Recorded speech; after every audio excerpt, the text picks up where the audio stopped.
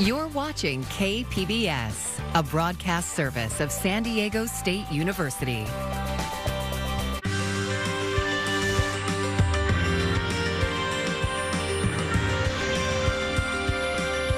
Major funding for KPBS Evening Edition has been made possible in part by Bill Howe Family of Companies, providing San Diego with plumbing, heating and air, restoration, flood and remodeling services for over 40 years. Call 1-800-BILL-HOWE or visit billhowe.com. And by the Conrad Prebys Foundation, Darlene Marco Shiley, and by the following.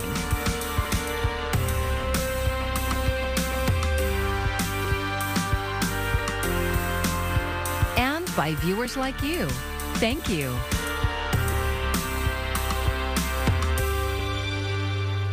Good evening. It's Tuesday, September 6th. Thanks for joining us. I'm Maya Trabulsi. The heat wave is stretching into the 7th day, and relief is not expected anytime soon.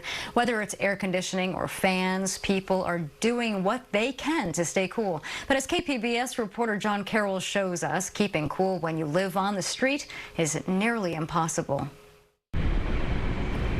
Living on the street is difficult on any day, but the ongoing heat wave has made things truly miserable for folks who don't have permanent shelter.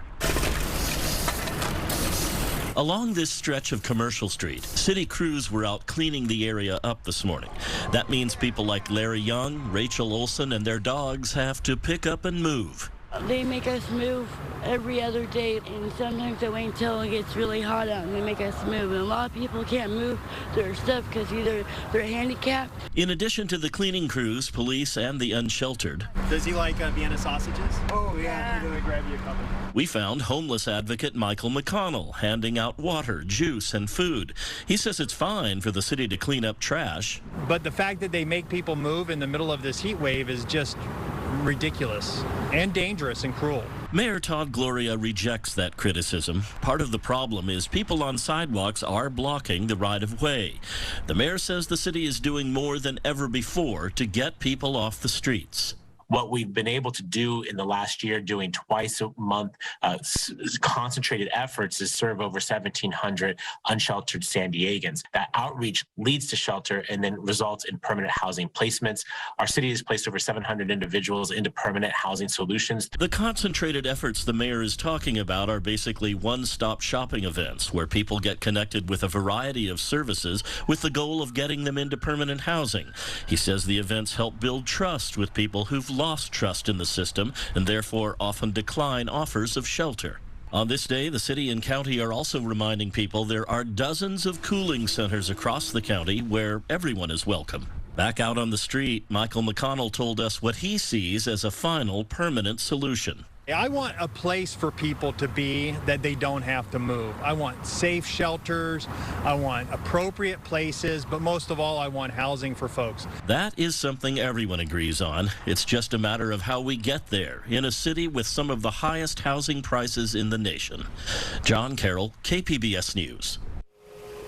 And we reached out to the city for comments. In a statement, a spokesperson said in addition to daily outreach efforts to connect unhoused people with shelter and services, teams handed out cold water as well as information on the city's cool zones. Prepare for possible rolling blackouts. That is the warning from the operator of the state's power grid as it urges everyone to conserve electricity during peak hours for the 7th day in a row. As KPBS reporter Alexander Nguyen shows us, Cal ISO is tapping other sources for energy. Solar and natural gas are two of the biggest power sources for California's electrical grid. But as the sun goes down, so does solar energy. And natural gas power plants aren't reliable in hot weather. And the hot weather is precisely when people consume the most energy to keep cool. Cal ISO says demand could exceed grid capacity by nearly 4,000 megawatts and has issued an energy emergency alert 2, strongly urging for energy conservation. Elliot Mainzer is the president and CEO of Cal ISO. We're going to need at least 2,000 megawatts of additional flexible demand or backup generation to avoid an energy emergency alert 3 and the real potential for rotating outages. It's been a long heat wave event. Kevin Garrity is the Chief Operating Officer for SDG&E. He says today will likely be the peak demand for the week. So to put it in perspective, the all-time high by the California Independent System Operator happened in 2017, and it was 50,117, I believe. And today, right now, the forecast is 51,145. That's in megawatts. CalISO says the Flex Alert has reduced grid demand by roughly 1,000 megawatts each day since the heat wave began. That's not the only way to reduce demand. CalISO has also asked the Carlsbad desalination plant to reduce its output to ease the strain on the grid. So we work with our public partners and San Diego County Water Authority in order to determine that we were able to reduce our energy usage by 9 megawatts and still continue to produce water for the region. Sachin Chawla is the president of Poseidon, which runs the Carlsbad desalination plant. He says this is not the first time the state grid operator has asked the plant to reduce its power usage. The last time was in 2018. The San Diego County Water Authority is also using Lake Koch's pump storage facility to generate electricity to help meet peak demand. We're kind of in unprecedented times. Nathan Faber is the principal engineer at the Water Authority. It's going to generate about 20 megawatts, supply that to the grid, and really help increase our energy resiliency in the region. That's enough energy for roughly 20,000 homes. Alexander Nguyen, KPBS News. U.S. Marshals are looking for the man dubbed Fat Leonard. KPBS military reporter Steve Walsh says Leonard Francis's decision to flee provides another twist to the decade-long Navy corruption case. The Malaysian businessman Leonard Glenn Francis pleaded guilty to defrauding the Navy in 2015. He was at the heart of a corruption probe that snared nearly 30 naval officials. Francis was awaiting sentencing when the U.S. Marshals were notified Sunday that he had cut his ankle monitor. Omar Castillo is the deputy supervisor for the U.S. Marshals Southern District of California. We went to the house that afternoon, knocked on the door, no answer, looking through the windows, it looked pretty vacant. Found an unlocked door, and my task force officers went in. Leonard has few ties to the United States. His business was based in Singapore. He lives with 3 of his children who are Filipino. Neighbors told investigators they saw U-Haul trucks parked outside his house before he left. Finding out about the U-Haul trucks and knowing that the house is empty, he's had some time to plan this out. So we are definitely leaning towards him possibly being on the international side. And we're basically pursuing some of those leads. Dan Grazer with the Center for Public Integrity says this twist may make it even less likely that the Navy will learn the lesson from the largest corruption scandal in Navy history. I fear that Navy officials are going to view this last dramatic turn in the case as an opportunity to close the book on it. And so there's already a lack of discussion about this case in official Washington as it is. The remaining defendants in the case are scheduled to be sentenced in the coming weeks. Steve Walsh, KPBS News. It was back to class for students in the Uvalde school district more than 3 months since the shooting at Robb Elementary that killed 21 people. Today marked the first time many of the survivors set foot inside. More now from reporter Gloria Pazmino. I can still hear the gunshots. It was very terrifying and traumatizing for me. A somber back to school in Uvalde. More than 3 months since the shooting at Robb Elementary in Texas left 19 students and 2 teachers dead, children and staff in the Uvalde Consolidated Independent School District returning to class Tuesday. A new school year unlike any other, marked by grief, heartache, but also hope. I'm just nervous, that's it. So I'm just trying to do for his behalf and be there supporting him. The Robb Elementary campus has shut down permanently since the attack. Former students now spread out at other nearby elementaries, while some have opted for virtual learning and others have left the school district completely. Went and talked to my son and I told him, that they're going to have more cops, they're going to have higher fencing, and he wasn't having it. Despite heightened security, safety precautions, and months of preparation, families who already lost one child in the massacre worry about sending another child back to school. This is something that terrorizes you daily and nightly. I close my eyes, all I see is my son. I hear the gunshots. And for those heading back to campus, support is pouring in many ways. Canine comfort dogs are on campuses to make the somber day a little easier. In Uvalde, Texas, Gloria Pasmino, KPBS News. UC San Diego has broken ground on a new student housing project. KPBS Metro reporter Andrew Bowen says the dorms will house more than 1,300 students. 1, 2, 3. The two new dorm buildings, 22 and 23 stories high, will be set aside for transfer students and other upperclassmen. That group faces stiff competition trying to get on-campus housing. The project is going up right next to the campus's Blue Line trolley stop, and there are even more dorms under construction elsewhere on campus.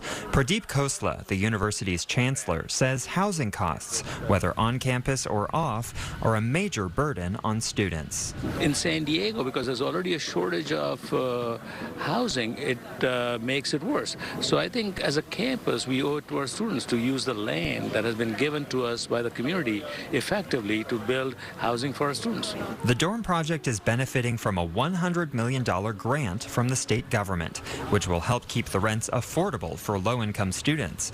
Assemblymember Chris Ward says it's part of a new grant program that will support more student housing at public universities across the state. That because we are shovel ready, because the vision is there and everything is integrated, I think really positioned UC San Diego to fare very well in this year's state budget. Last year, UCSD reduced its dorm capacity in response to COVID-19. That meant sophomores were no longer guaranteed on-campus housing. But the university brought back its 2-year housing guarantee last month, and its longer-term goal is to guarantee housing for 4 years. The dorm project, officially called the Pepper Canyon West Living and Learning Neighborhood, will open to students in the fall of 2024. Andrew Bowen, KPBS News. As a new school year gets underway, students who are visually impaired are meeting challenges head on. Coming up, the support they're getting to achieve their dreams.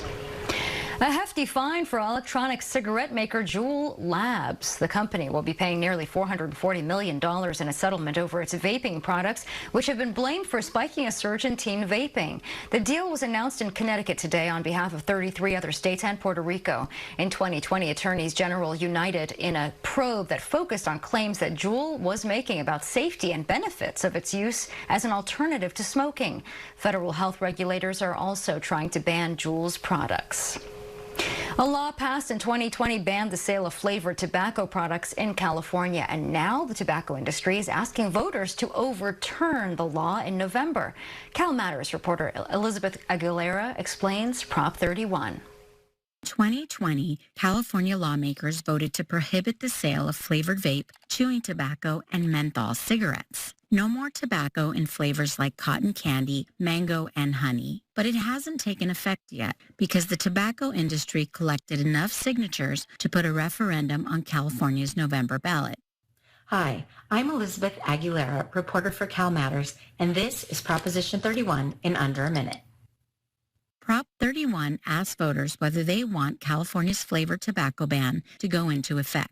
The federal government already banned flavored cigarettes except for menthol and has proposed banning those too. It's also banned pre-filled flavored vape pods, but not other flavored vape cartridges.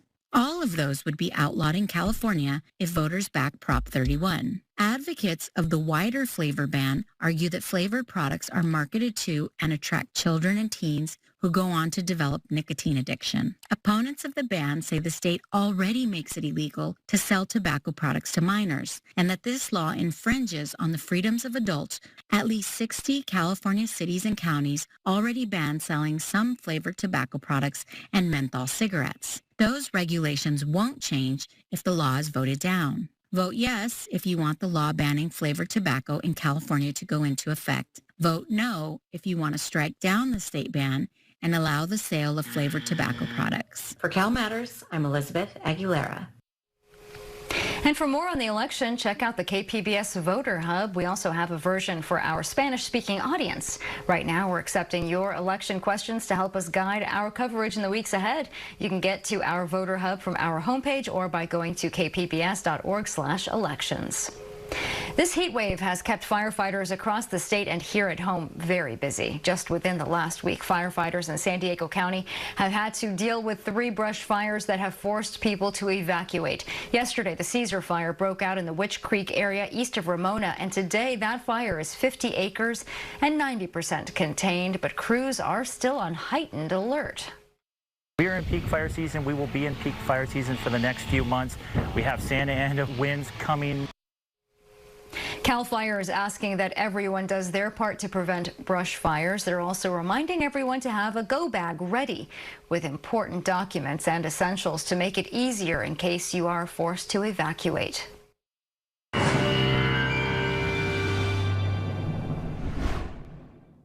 Well, we have a lot of heat to talk about in the near term, but also some moisture that will be a bit of a headline into the weekend. We need some changes here. It's been so hot. Extreme heat and fire danger. A bad combination. And again, we have some big concerns about some of the wildfires in Southern California, as you've been hearing about. And that is a big concern here that does continue. But overall, this weekend, there will be some changes as moisture from Hurricane K is going to arrive. The heart of the storm will stay well to our south and west and decay offshore, but we will be welcoming some moisture in. In the near term, though, we're still under excessive heat warnings all the way up to the coast and through all of interior Southern California as well. So through Wednesday, dangerous heat continues, and we're going to be well above average in many areas. Now, the most extreme heat in the interior with just a hint of a little bit of relief at the coast, but it's still really hot out there, and the risk of fire is still a concern, too, because we're so dry, and just by default, the relative humidity is so low right now. Overnight tonight, mainly clear out there, and the humidity will be a little bit greater at night, but as the air temperatures rise in the interior during the day, if you don't add more moisture, by default, the relative humidity drops. It's relative to air temperature. So tonight, you can see temperatures down to around 80 at Borrego Springs, 67 at Mount Laguna. But again, be especially careful out there. There is still that risk of wildfire danger. And as we look at the forecast for our day tomorrow, this is Wednesday, not as extreme with the heat along the coast, but you head just a little inland back up to 100 degrees in El Cajon, Borrego Springs 106. Thursday, the heat's still with us, and then we're going to be watching as Hurricane K gets a little closer. It'll stay to the southwest, but it will send some moisture into the region at the end of the week, which could be helpful in some ways. We could use some rain. So you can see spotty showers and storms possible even at the coast Saturday and Sunday. Inland areas, scattered showers, storms possible Saturday and Sunday. Temperatures back off significantly. Windy, though, on Friday. We're concerned about that offshore wind as this system approaches, and that will lead to fire danger. And into the deserts, you can see temperatures decisively cooler into the 80s with some showers and storms around on Saturday. I'm Jeff Cornish, meteorologist Jeff Cornish for KPBS News. I'm Judy Woodruff. Tonight on the NewsHour, inspectors disclose their findings from the nuclear power plant caught in the crossfire between Russia and Ukraine. Coming up at 7 after Evening Edition on KPBS. Pregnancy is an experience that requires a lot of personalized one-on-one care. Even so, technology is increasingly becoming part of the process. Mandy Gaither tells us about the growing role of artificial intelligence in delivering healthy babies.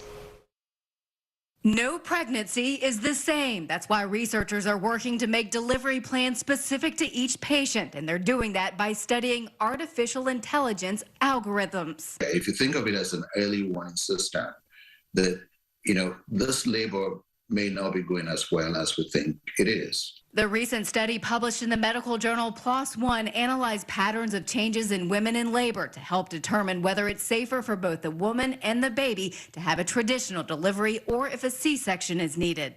Dr. Abimbala Femwide, a Mayo Clinic OBGYN and senior author of the study, says 700 clinical and obstetric variables were studied in a database of more than 65,000 deliveries. A woman in labor is checked every 2 to 4 hours to see how she's progressing, but there are many factors that play into whether or not there will be complications. And those variables aren't the same for every woman. Yeah, because the algorithm is going to be embedded in the electronic health record. So the data is already there. It assigns a labor risk score.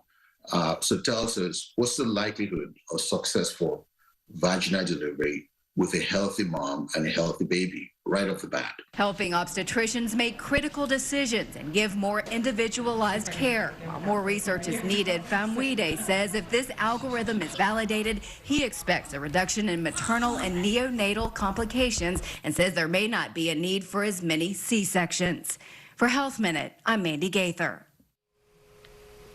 This fall, students across San Diego County are again adjusting to being back on campus and face-to-face full-time.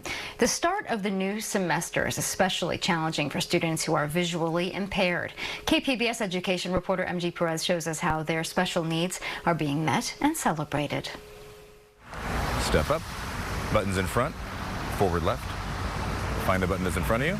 These are very specific directions for a very specific young student. We use the back of the hand because we don't know if there's something on the button or if the button is hot. 15-year-old Grace DeBerry is feeling her way across Orange Avenue in Coronado and listening to traffic all around her. Right off my right shoulder is where the car should be. Nicely done. Grace has been blind since birth because of an underdeveloped optic nerve that can't carry messages from her eyes to her brain. It's a bit scary at first because there are literal cars, but after doing it for a few years, it gets easier because I know what to expect most of the time, and it just becomes something I do every day. Let's give us a safety sweep, left to right. Very nice, step up. The voice she listens to belongs to Jim Perandi, an orientation and mobility specialist with the San Diego County Office of Education. He works with 5 or 6 visually impaired students every day in districts from Coronado to San Isidro, teaching them life skills and helping with accommodations for their schoolwork. It's not about failure. It's not about meeting my expectations. It's about them reaching the highest level of independence that they can in the amount of time that it takes to do that safely. He has worked with Grace since she was in 2nd grade. I'm trailing the grass line that's to my right, so I have a boundary. She is now a freshman at Coronado High School, already enrolled in advanced placement computer science, along with math and English classes. Grace is growing up with her other senses sharpened and has only a little interest in what she might never see. Probably just my family, and I've heard the stars are pretty beautiful, so I'd want to see the night sky, but I don't really want sight because I'd have to relearn everything. Perandi has more than 16 years of experience. That includes time as an EMT, security officer, a credentialed special education teacher with a master's degree, a black belt in Brazilian Jiu-Jitsu, and he is visually impaired. At 24 years old, I had an injury to my left eye where I had a retinal detachment, and I lost the majority of the vision in my left eye, and I didn't get it back. Sometimes Perandi covers his one good eye so that he can relate to what his student is experiencing. A sense of humor also helps. They're going to be able to make safe choices, stay out of the hospital, be patient so they don't become a patient, and be able to find the highest levels of independence that they can. Which side of the door do we wait on? Handle. Handle side. Very good. At San Isidro Middle School, there is another student success story involving 12-year-old Diego Caparon, also blind since birth, with prosthetics for both his eyes. He has never seen light or even shadows, only complete darkness. That has not stopped him from dreams of someday playing professional football. I love football, yes. What position do you play? Oh, I haven't figured that out yet. When I'm throwing the ball, someone just makes a noise like they clap or something. Then I just throw it at the direction. Diego is supported by his visual impairment teacher, too. Tanya Gonzalez is another member of the San Diego County Office of Education team. She teaches blind students how to read Braille and how to type it for class assignments. Gonzalez is a person who can see, and she says she has been educated by so many of her students who cannot. My students can generally tell if a person is naturally kind, good-hearted, not because of the way they look, but by the way they're interacted with. They've taught me to just be open-minded, to be patient, especially with the ignorant, sighted world. That ignorance is something her student Diego often deals with. Jim Perandi and the county support team meet him where he is, with high hopes for what he will become. Everything in his world is audio and tactile. Audio and tactile. So he has to have a really phenomenal memory, but the thing that he has to have that luckily he does is a phenomenal attitude. Diego's perseverance sets an example for all the other visually impaired students across the county like him, who just want success and happiness. Treat them normal. Treat them the way normal people are treated. My motto is blind can do anything, and I don't mind being blind. Like Diego, Grace DeBerry is ready for a successful school year, and Jim Parandi will be there to cheer them both on. They're able to definitely understand some of the complexities of life that we might skip over by trying to figure them out visually. That is a lesson for all of us that is clear to see. MG Perez, KPBS News. What is the last book that you read? Today is the day to pick up an old favorite or something new. It's National Read a Book Day. If you're looking for a real page-turner, we have a few suggestions for you from the KPBS One Book, One San Diego campaign. The Vanishing Half by Britt Bennett is the selection for adults. And for teens, we recommend The Magic Fish, written and illustrated by Trung Le Nguyen. And for kids, we are Water Protectors, written by Carol Lindstrom and illustrated by Michaela Godey. And you can find tonight's stories on our website, kpbs.org. Thanks for joining us. I'm Maya Trabulsi. Good night. Major funding for KPBS Evening Edition has been made possible in part by Bill Howe Family of Companies, providing San Diego with plumbing, heating and air, restoration, flood and remodeling services for over 40 years. Call 1-800-BILL-HOWE or visit billhowe.com. And by the Conrad Prebys Foundation, Darlene Marco Shiley, and by the following.